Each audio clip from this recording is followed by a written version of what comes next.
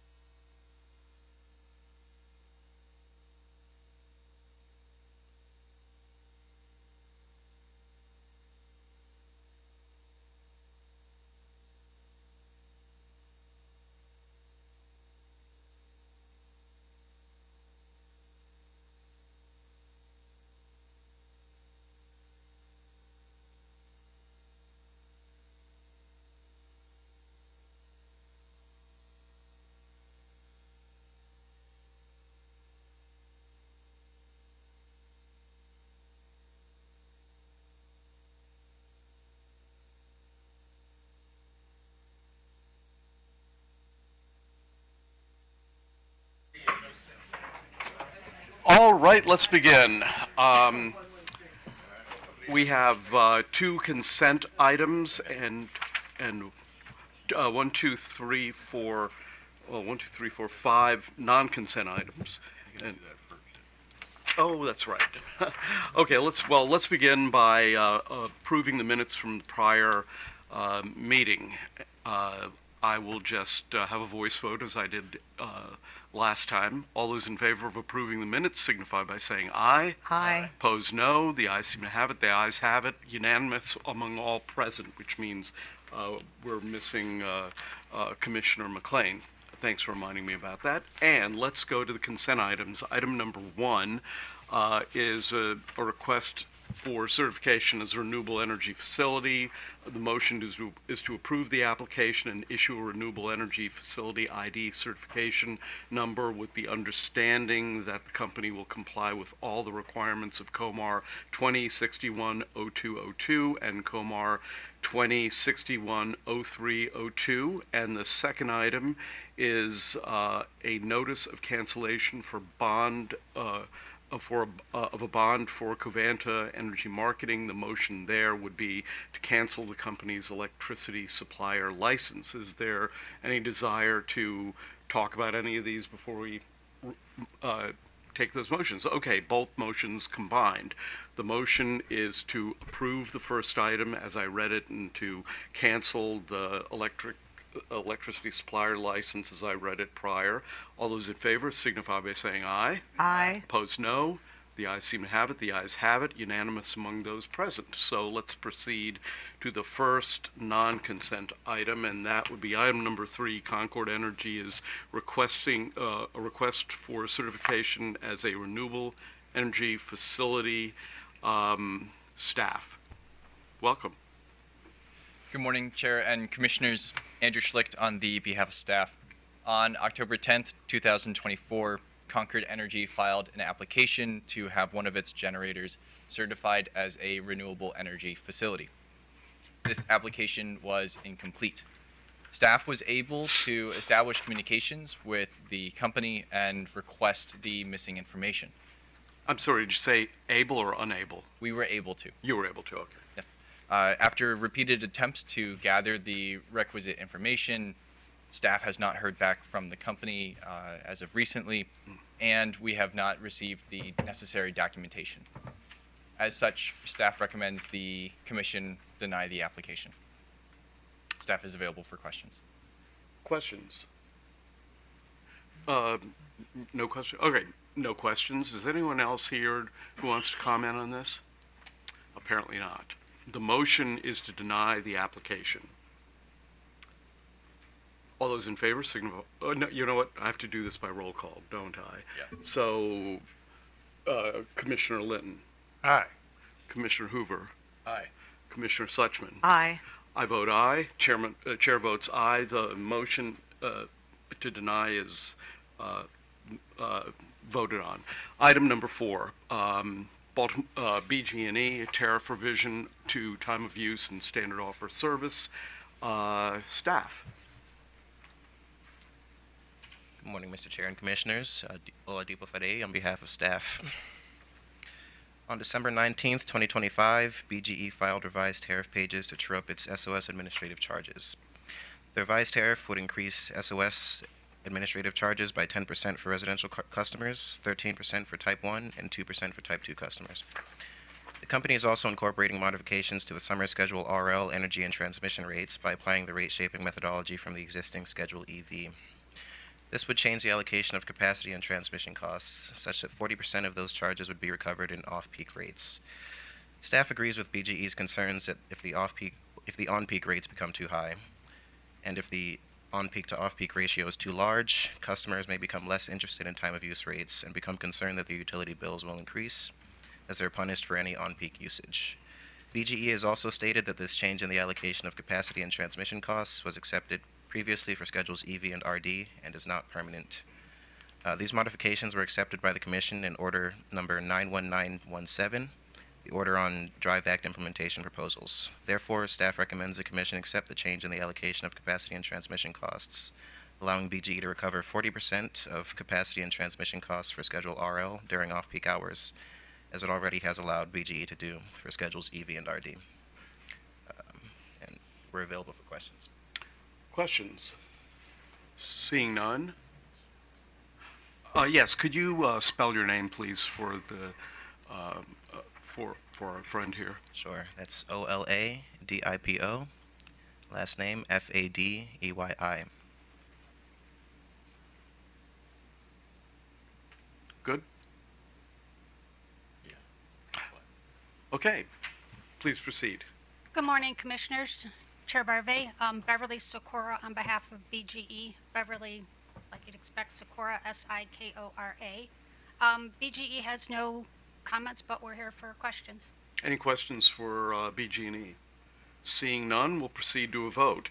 The motion is to accept the revised tariff pages for filing with an effective date of February 1st, 2026. Commissioner Linton. Aye. Commissioner Suchman. Aye. Commissioner Hoover. Aye. Chair votes aye. The motion carries. Item number 5, Delmarva Power and Light. These are revised tariff pages for 2026 cost for the 2026 cost true-up of administrative charges under standard offer service. Staff. Good morning, Chair and Commissioners. Eric Delgado on behalf of Commission staff. On December 12, 2025, DPL filed revisions to its Maryland Electric Service tariff with proposed administrative charges under SOS. The administrative charge is subject to adjustment every 4 months to reflect the estimated costs of providing electric SOS service to residential, Type 1, Type 2, and hourly service customers. These adjustments are made to true up DPL's actual costs compared to its estimated costs for the components used to calculate the administrative charge. The return component is adjusted annually in June and is not being updated in this filing. Similarly, the administrative adjustment component of the administrative charge, established in case number 9681, will remain unchanged. Staff has reviewed DPL's filing and finds it consistent with previous administrative charge update filings. As a result of the true-up, a residential customer with usage of 1,000 kilowatt hours per month can expect a bill reduction of 28 cents. I'll note that on the bug sheet it says $4.43 reduction, but it's actually 28 cents reduction. And staff recommends that the commission accept DPL's proposed tariff revisions for filing with an effective date of February 1st, 2026. Thank you, and I'm available for questions. Questions? Seeing none, thank you very much. Good morning, Chairman and Commissioners. Taylor Beckham here on behalf of Delmarva Power and Light, BECKHAM. The company appreciates staff's review and has no changes except for the one that Mr. Delgado noted related to the 28 cents versus the $4.43. Okay, thank you. Questions for the company? Seeing none, we'll proceed to a vote. The motion again is to accept the revised tariff pages for filing with an effective date of February 1st, 2026. Commissioner Linton. Aye. Commissioner Suchman. Aye. Commissioner Hoover. Aye. Chairman votes aye. The motion carries unanimously. Among those present, item number 6, PEPCO, tariff revisions to time of use rates for standard offer service. Staff. Good morning, Chair and Commissioners. Alex Lee on behalf of staff. On December 12, 2025, the Potomac Electric Power Company, PEPCO, filed revisions to its Maryland electric service tariff with the cost true-up for SOS administrative charges for residential Type 1, Type 2, and hourly service customers, effective February 1st, 2026. The administrative charge is subject to adjustment every 4 months to reflect the estimated costs of providing electric SOS service to its customers. These adjustments are made to true up PEPCO's actual costs compared to its estimated costs for the 5 components, which are used to calculate the administrative charge. Staff has reviewed PEPCO's filing and finds it consistent with the previous administrative charge filings. A residential PEPCO customer can expect a 0.22% decrease in their SOS rate from 0.11145 kilowatt dollars per kilowatt hour to 0.1120 dollars per kilowatt hour. Staff recommends the Commission accept for filing PEPCO's proposed tariff revisions with an effective date of February 1st, 2026. Thank you, and I'm available for any questions. Thank you. Questions? Seeing none, thank you very much. Ms. Beckham? Good morning, Chairman and Commissioners. Taylor Beckham here on behalf of Potomac Electric Power Company. We appreciate staff's review and are available for questions. Thank you. Very well. Questions? Seeing none, thank you very much. We'll proceed to a vote. The motion is to accept the tariff revisions as reflected in Attachment 1 of the company's filing with an effective date of February 1st, 2026. Commissioner Linton. Aye. Commissioner Suchman. Aye. Commissioner Hoover. Aye. Chairman votes aye. Motion carries unanimous among those present. Now, for those of you who thought we were going to make another land speed record in speed, forget about it. We have item number 6. We're going to hear from staff. There isn't a bug, 7 rather. We're going to hear from staff, and so take it away. Thank you, Mr. Chairman. Good morning to you and to you, Commissioners. Lloyd Spivak on behalf of the Commission staff. With me is Philip Vanderhayden of the Commission's Executive Director's Office. The matter before you today is a request from Howard County for an expedited waiver under COMAR 20.62.01.04 of the Community Solar Surety Bond requirements.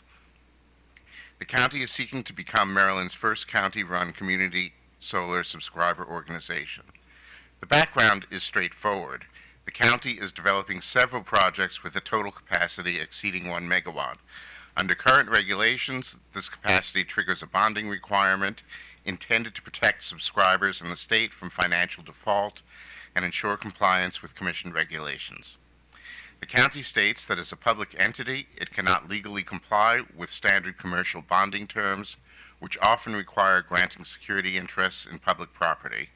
They also cite urgent federal tax credit deadlines, specifically the direct pay provisions of the Inflation Reduction Act, which require interconnection to be underway or completed by mid-2026 and 2027, respectively. Staff previously acted on the county's initial application by considering it as a nonprofit entity for a single 1 megawatt project. However, the opportunity to review the broader policy implications of government participation was not fully addressed at that time. As the county has recently signaled a desire for a broad-scale expansion, staff has conducted a more comprehensive review of the associated policy issues, which has required a more extensive examination than a standard application. There are a number of core issues that need to be considered here. We've identified 3 primary areas of concern that distinguish a government participant from a private developer. First is jurisdictional authority. If a county acts as a market participant, it must be subject to the same regulatory oversight as a private person. This includes acknowledging the Commission's authority to assess civil penalties and enforce consumer protections. Although Howard County has asked for a specific waiver pertaining to its own CSEG's participation, other Maryland counties or local governments may also wish to participate in the program. Any action taken in response to the instant request should consider how it would scale across the entire state. Second issue is market fairness. Unlike private companies, Howard County is a tax-exempt entity with a public tax base. To ensure market parity, the Commission should ensure that the county is not using general fund dollars to artificially lower subscription rates. Furthermore, Howard County's request is a case of first impression. Bonding issues are slated for discussion in an upcoming rulemaking process with the net metering working group. Staff believes it is critical that any decision made today does not impair or predetermine the Commission's ability to establish broader policy in future rulemakings. The third issue is ratepayer equity and residency. Staff understands that the county intends to limit subscriptions to its own residents.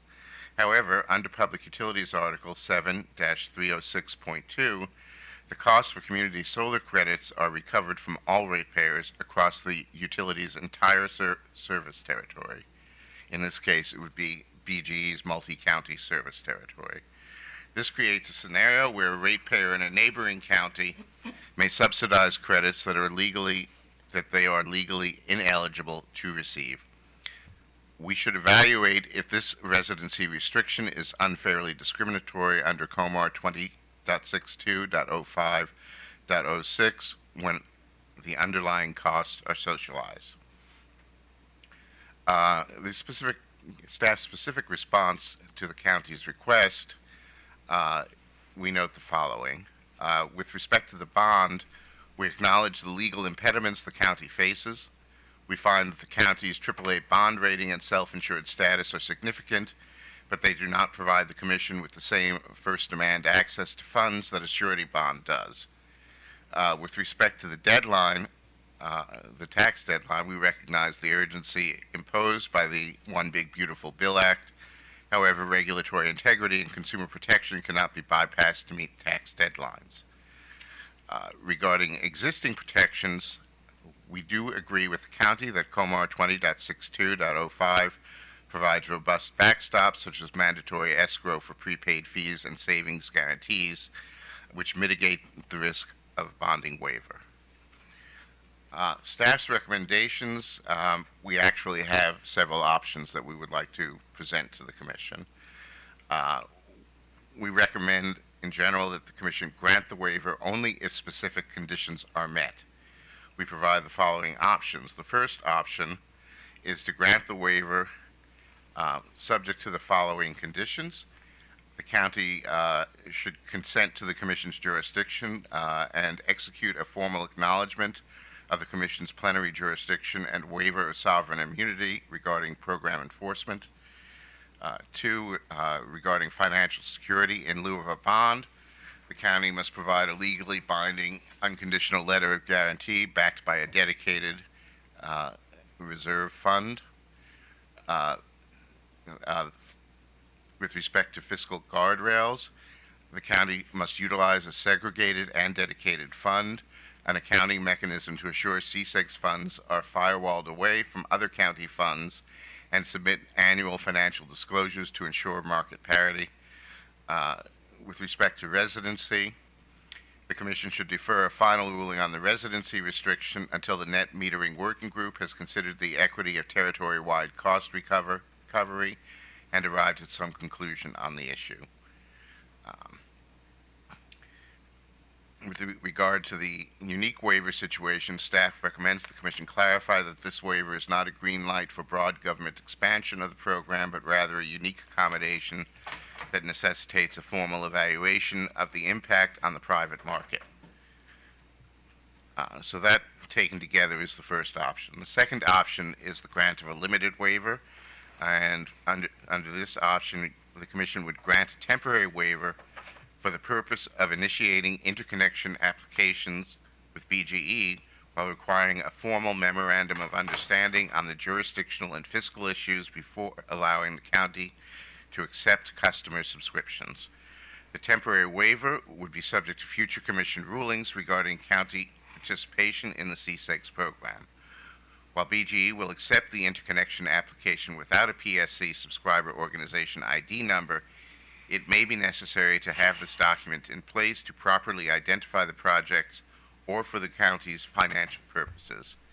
This option would allow additional time to work through the policy issues and seek stakeholder feedback. Finally, a third option would be to deny the waiver and require a legislative fix. If the Commission finds at this point that it cannot legally distinguish a county from any other person under the Public Utilities article regarding bonding, the waiver should be denied, and the county would need to seek a legislative change to the Public Utilities article. Staff stands ready to assist in drafting any necessary memorandum of understanding or order language. Thank you, and we are available for any questions. Before we entertain questions, I'm curious to know if Howard County has a representative here. Okay, we're going to do questions first. I just wanted to know, and then you'll get a chance to speak after. Questions? Commissioner Suchman. Right, he is demoting me. Yeah, okay. Good morning, Mr. Spivak. So you understand the restrictions on a county's ability to secure a bond, and you agree that in terms of their own limitations, they cannot secure a bond that establishes a security interest in property that they own. That's our understanding, Okay. yes, Commissioner. Okay. So clearly, if they were to move forward, they would need some kind of waiver for the bond requirement. So we're all in agreement. You're in agreement on that. That's correct. Okay. And for the first suggestion for a waiver, are you confident that we have the necessary analysis of our jurisdiction versus county jurisdiction in being able to establish our authority over them? I'm a little concerned about mucking into jurisdictional issues between us and a county, and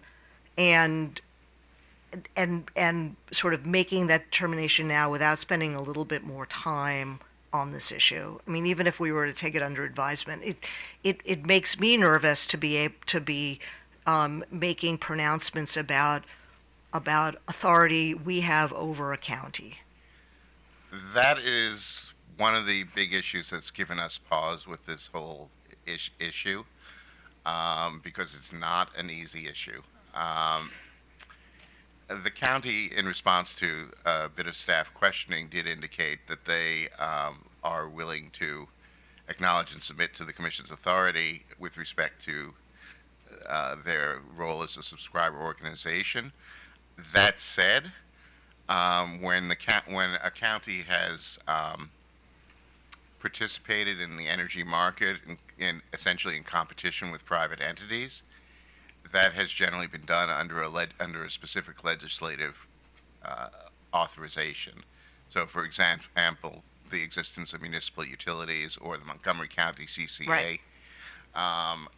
And there's good reason for that, because at the very least, in some respect, the county and the commission are co-equals. So it's very hard to say that the commission has direct jurisdiction. Well, that's the concern I have is us county. making determinations about what authority the county has. That's not really our place. And even if they were to consent to it, I'm not sure that they have the authority to consent to giving us jurisdiction over them over certain aspects of what they do. So I'm a little, and then I don't really, the segregated funds issue, I don't know that we have authority to direct them to segregate funds for, and I think you pointed out that the bonding requirement is to protect subscribers. And it's to protect subscribers from fly-by-nights. I don't think Howard County is going anywhere, and so I don't really worry about being able to reach them for certain matters. And so I understand what you're trying to do, but I'm worried about making these kinds of pronouncements without spending more time on this issue. So I wanted to talk to you about the temporary waiver. So they're asking, what they need to do now is they need to get into the interconnection queue. Is that? They need to get into the interconnection queue and presumably move forward with whatever plans they're doing to, I guess, bring the project to fruition. Okay. Can they move forward? I don't understand what a temporary waiver is, because the concern I have is that, we have a temporary waiver that can go away, and when the waiver goes away, are we then telling them that they have to secure a bond? They would have to secure a bond, or at least hopefully have some sort of memorandum of understanding in place with the commission and and a letter of guarantee.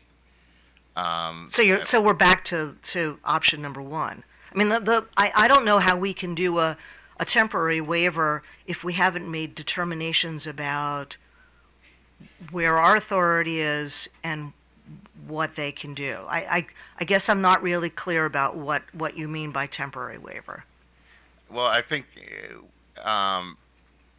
the intent on our part is that it lets them proceed and suggests that that some permanent solution will be found in the before they need it.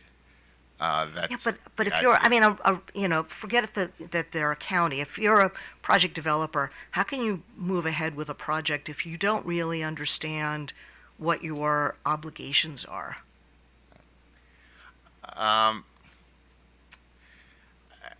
It's not an easy situation from their perspective. I do understand what you're getting at there, in the sense that if you're a project developer, you want certainty in what you will be able to do and what your authority is, so you can commit funds and personnel and resources to getting whatever job you're doing done. This is intent. I don't think the temporary waiver is intended to say that there will not be some satisfactory arrangement when all is said and done. It's a way to let them go forward until that arrangement is reached. But I don't understand how they will feel comfortable moving forward if they don't know what their obligations are.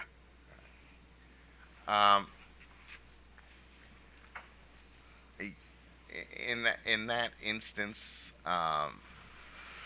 if it gives you that kind of pause, then maybe one of the other options is a better option.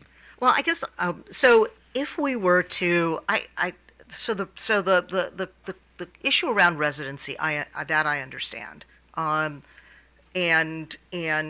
I guess so the question is, if we were to separate that out, and look to find a way to resolve that issue, what would be the downside in just granting them the waiver? I mean, they will have funds. They're a county. It's hard for me to imagine that they will go bankrupt. The commission jurisdictional issue will be decided, but it's not our place to decide where our jurisdiction ends and theirs begins. If we were to just grant a waiver, limit it to them, so we don't give license to all counties to go ahead and, although I don't, personally, I don't think that there's a downside to that. But if we were to deal with the residency question, so that's just a subscriber issue, and that we can deal with later down the road. Is that a way that we can move forward on this? It is a way you can move forward. I would urge you, in thinking about that, just to think about the fairness of that to other players in the community solar market. There are a lot of private entities out there that have put a lot of money and time and effort into developing their projects, and the county has some inherent advantages in terms of acting in the same capacity as private developers. Yeah, are we running into a problem with too many community solar players out there and not enough subscribers? I'm not hearing that. No, I haven't seen that necessarily. I mean, that would be an embarrassment of riches. I mean, that would be, I would love to find us in a position where we've got way too many community solar subscribers. Well, we are at least my understanding, approaching the cap on what we can what's allowed under the Public Utilities article in terms of the total statewide cap. Right. Well, and this may be something that the legislature needs to deal with. I mean, perhaps there's a separate cap for county community solar developers, and we can, the legislature can address that. I don't think we're in a position to be making those kinds of decisions. So I'm just sort of trying to find a way forward that doesn't present jurisdictional problems for us and jurisdictional problems for them. And it just seems to me that if we don't deal with the jurisdictional issues between us and them, because I don't think that's in our place to do that. The segregated funds issue, I'm not even sure that they have authority to do that, and I don't see that that's necessary when we're dealing with a governmental entity. I'm not sure that we can ask them to do that, but Yeah, I was going to say, I think you meant to say you don't know if we have the. I don't know that we have the authority to do that. I don't know that they have the authority to do that. So I don't know that we can get into these kind of these jurisdictional matters, and I don't know that it's necessary, because I feel like then we start to go down a path that is not clear. It's not clear to me that we're going to get anywhere down that path. Well, if you grant the waiver, I mean, essentially you are perforce taking on those jurisdictional issues, because I mean, you are saying that the county is going to participate in a program that is over which the commission has plenary authority, and for that purpose they are subject to the commission's authority.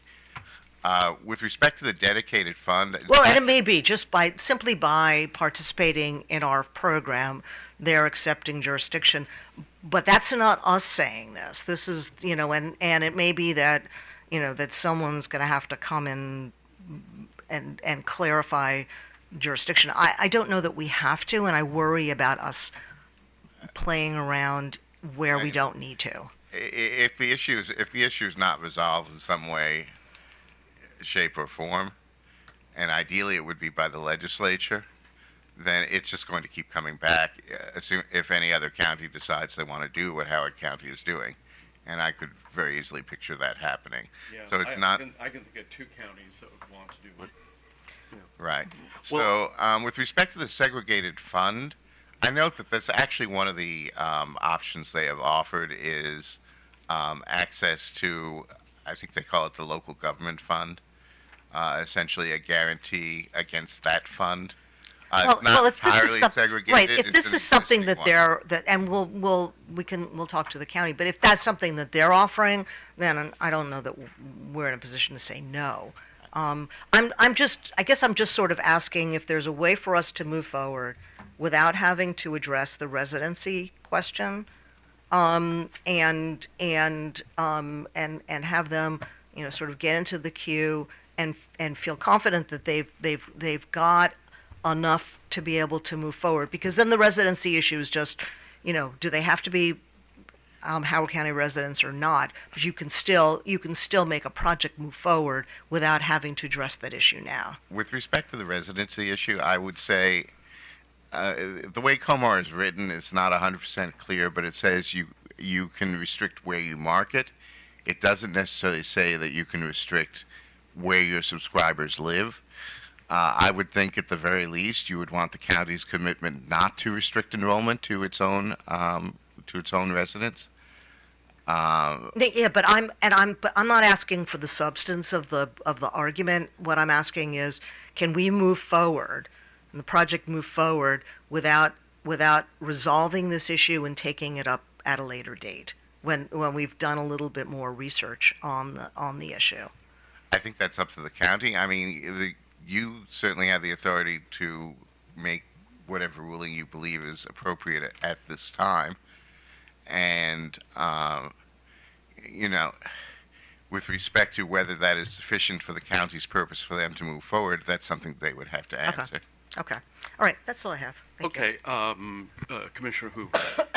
So, two questions. One, is there anyone who's involved in the process of this project who's opposed to the concept of us granting them a waiver? And I guess I'm thinking specifically of OPC and BG&E.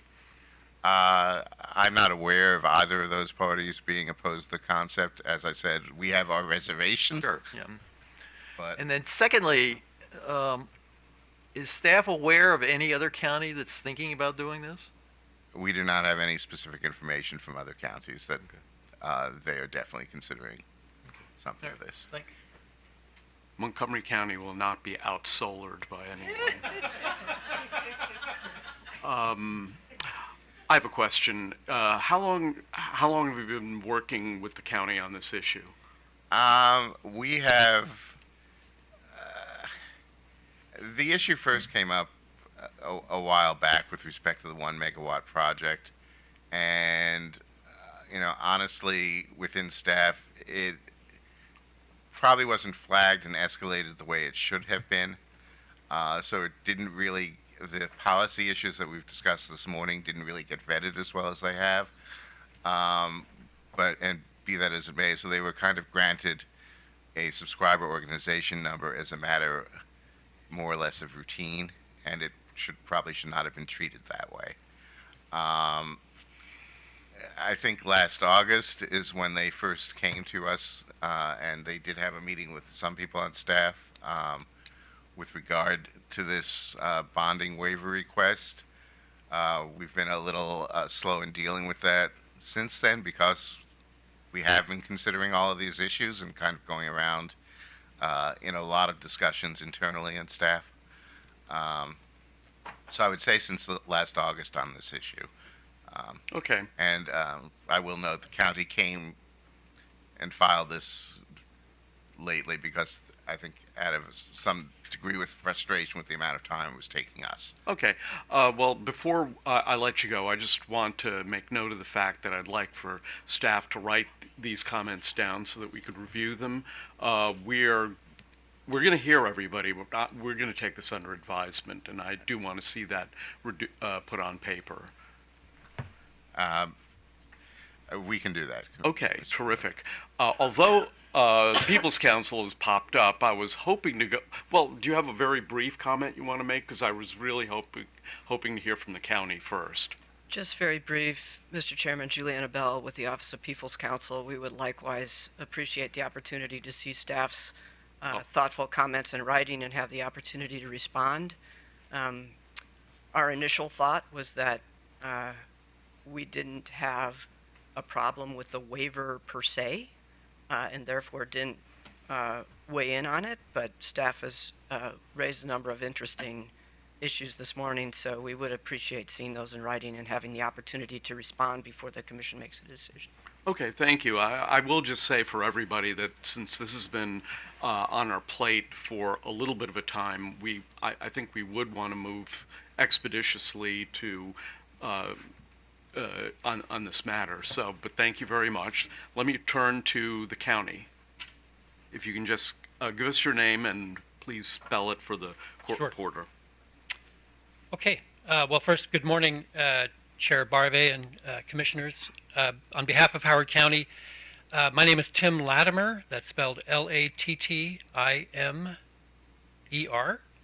I'm the administrator of Howard County's Office of Community Sustainability, and I'm joined here today by county staff from our Office of Law, the Chief Administrative Officer's team, our Office of Finance, and our Risk Management team, as well as the Office of Community Sustainability. So we hope to be able to respond to questions that you might have.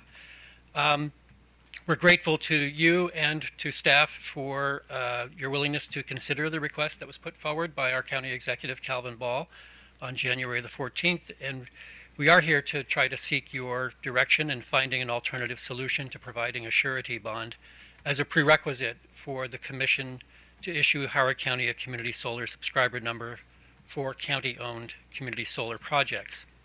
I do have a written opening statement, and I'm happy to provide it in writing to staff and you all if you would like.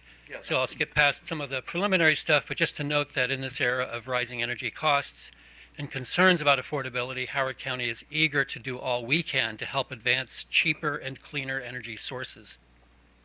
Last year, as staff noted, we obtained a subscriber organization number from the Commission for a community solar project we are developing at a closed landfill site called Carrs Mill. As this project was less than 1 megawatt, we did not have a bond requirement. However, we are also pushing to advance several other community solar projects on multiple county properties. Those are solar canopy projects. And as a local government, we are not a profit-making entity and are thus better able to offer heavily discounted community solar to low and moderate income customers. And to the question about coverage, we would envision doing this in the entirety of the BGE service area. Our emphasis, our priority would be on serving low and moderate income customers. Backed by over $4.4 million in grant funding from the Maryland Energy Administration, we've already made progress, including the hiring of an engineering, procurement, and construction contractor to do the design and construction work needed to make these projects a reality. So as these new projects would take us beyond that 1 megawatt limitation, we do have this challenge of having to provide a surety bond. And as we've discussed, that does provide an impediment to the county to be able to move forward because the county cannot pledge or effectively mortgage public property to a private insurer, as would be the case with a surety bond. And as County Executive Ball's January 14th letter notes, this surety bond requirement does impede our ability to advance these community solar projects. So we do understand that the Commission does have discretion to waive a regulation if good cause is shown. Howard County has created and funded a self-insurance program to provide compensation for claims arising against the county. And in our view, this represents good cause to waive the requirement for a surety bond.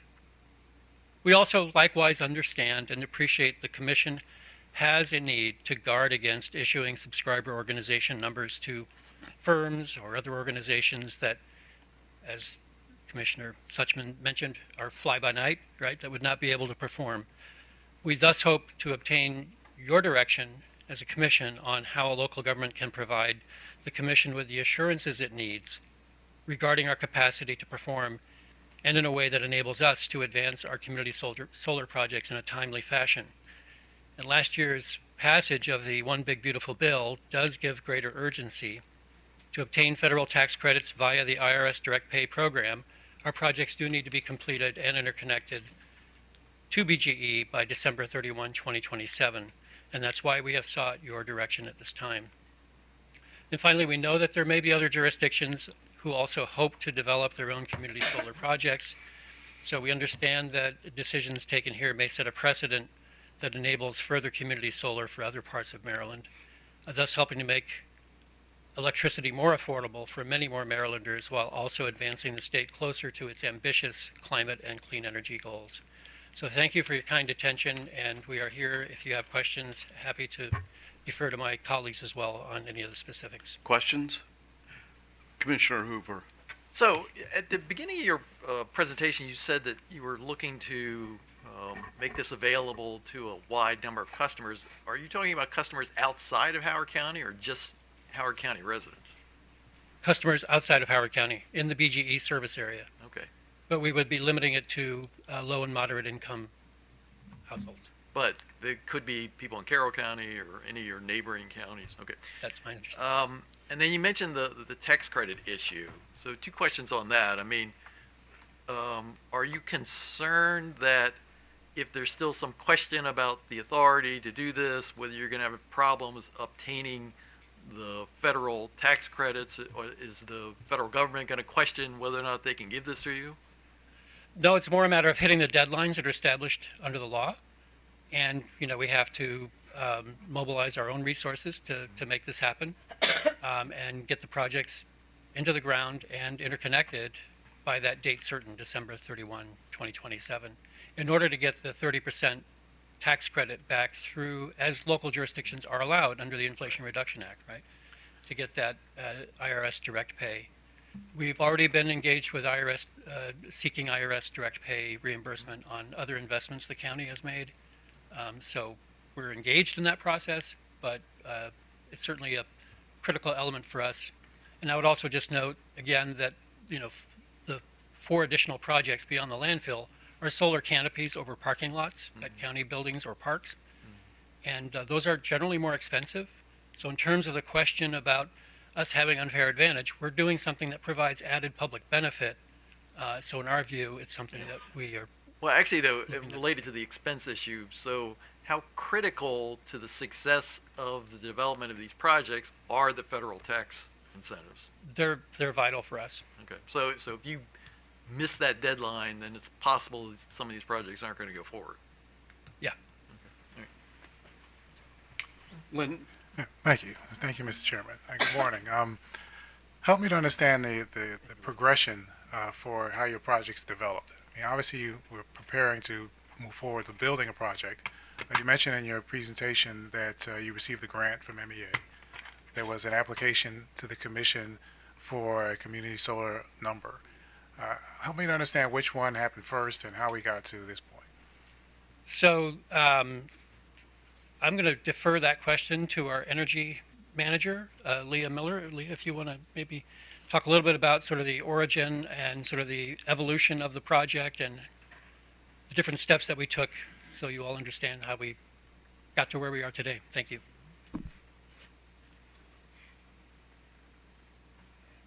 Thanks. Hello, Leah Miller. Do you want me to spell that? Leahmiller.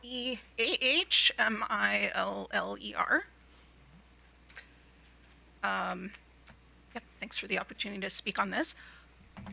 Howard County had been looking for as many opportunities as possible to increase solar in the county and to make the best use of our county public land for solar projects. So this was a thought of becoming a solar developer for the sake of these projects and owning the projects ourselves, have been a thought that we had and we're interested in looking for opportunities for that. So when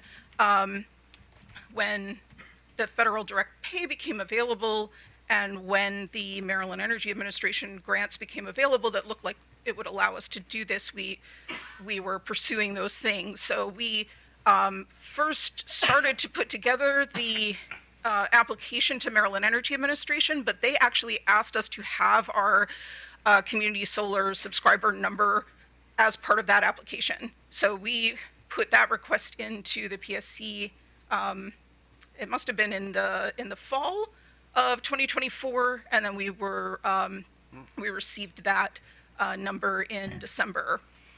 So we were able to use that. We actually have, in an effort to do everything we can to move these projects forward and try to meet the deadline, we've taken some calculated risk, and then we're also kind of holding back on some other pieces of the project. So for the landfill piece of the project, we have already submitted for interconnection with BGE because we had the subscriber number for that project.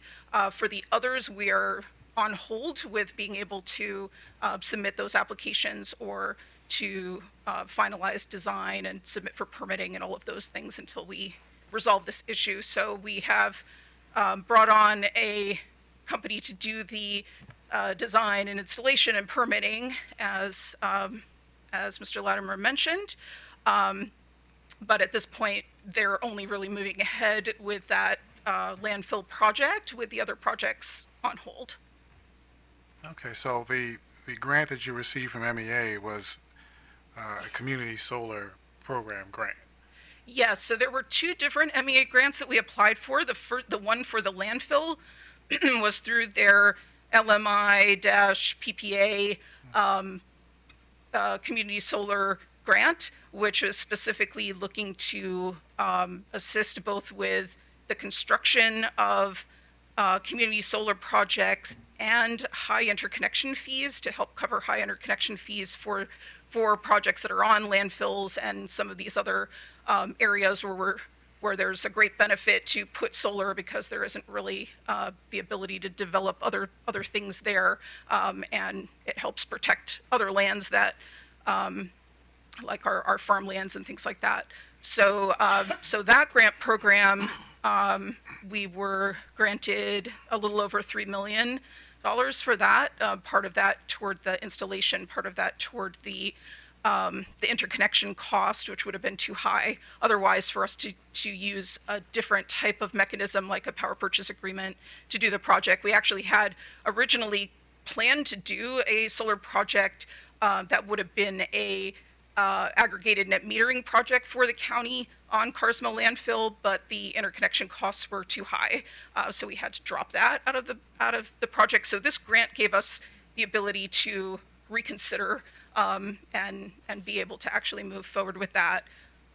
The other projects, the canopies, we got grants from Maryland Energy Administration for each of 4 canopies, individual grants for each, and that was under their solar canopy and dual use grant program. Both of those grant programs are open to private companies as well as governments and nonprofits. So there are a lot of private companies that have taken advantage of those same grants. But we have $400,000 each, which was the grant maximum on 3 of the canopies, and then one of the canopies we proposed was smaller, so that was around $150,000, a little more than that. But the way that the MEA grants work is they're all reimbursable.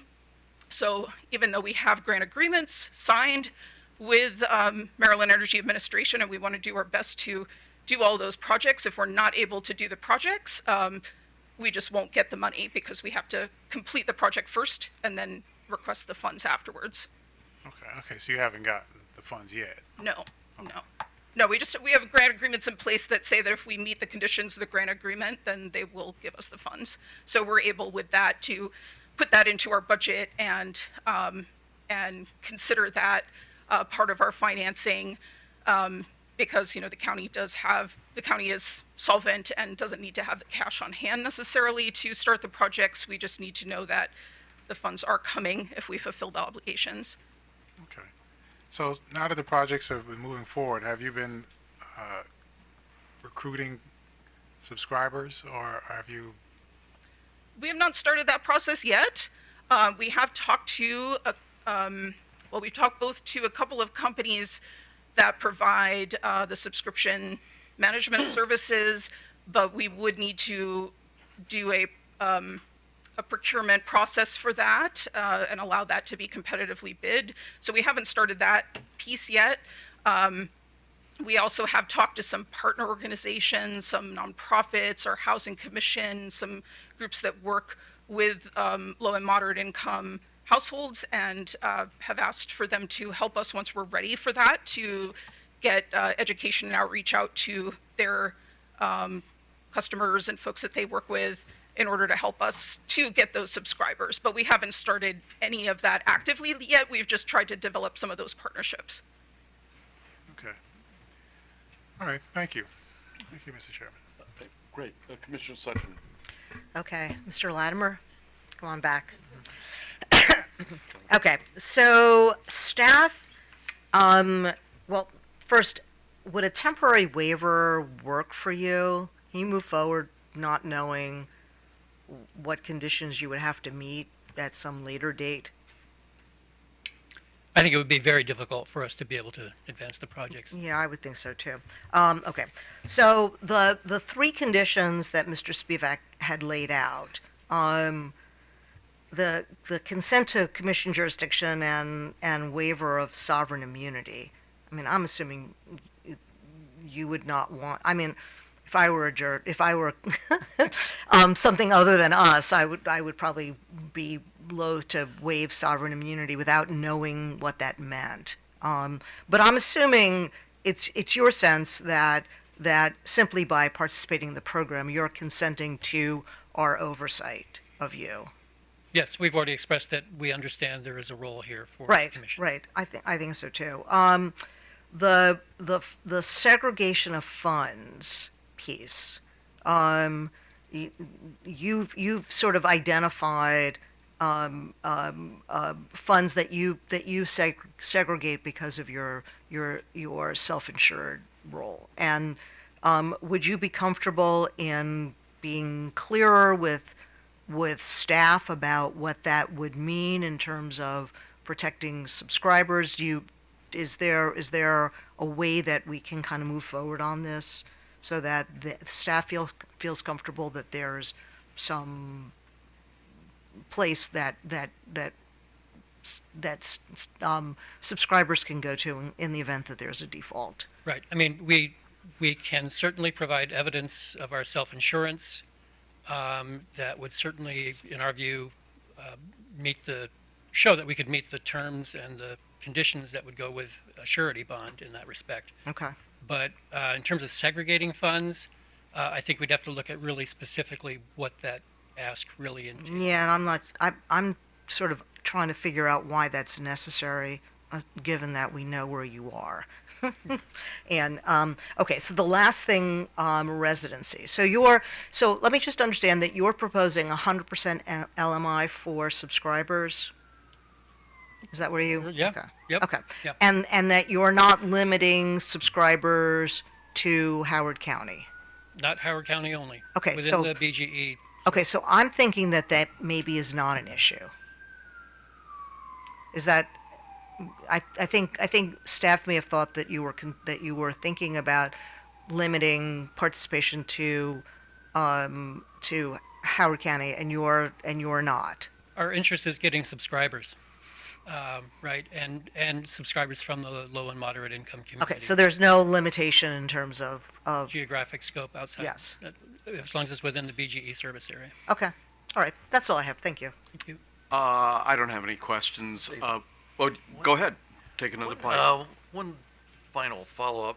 Has the county had any discussions with its legislative delegation to the General Assembly about trying to get a legislative fix for this?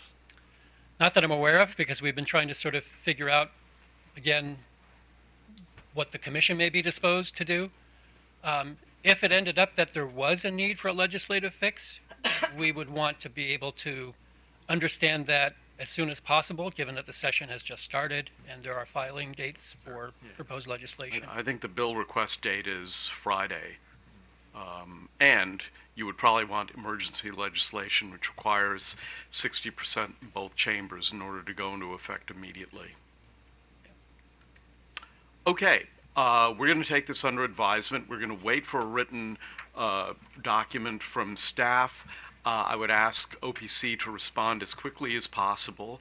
I want us to move expeditiously, but the five of us are going to want to see all of this. And of Mr. course, Chairman, I was going to say, if Howard County wishes to submit written testimony to us as well, I think you already have a document they've entered in, but if you want to add anything Other than that, we'd welcome that. Right, as well. and Mr. Chairman, Mr. Latimer, if you can specifically respond to the suggestions from staff in terms of an outright waiver and a temporary waiver, that would be helpful. Thank you. Mr. Chairman, just to clarify, I do have my oral remarks in written form, and Okay. I'm assuming it would be acceptable just to file those with a cover.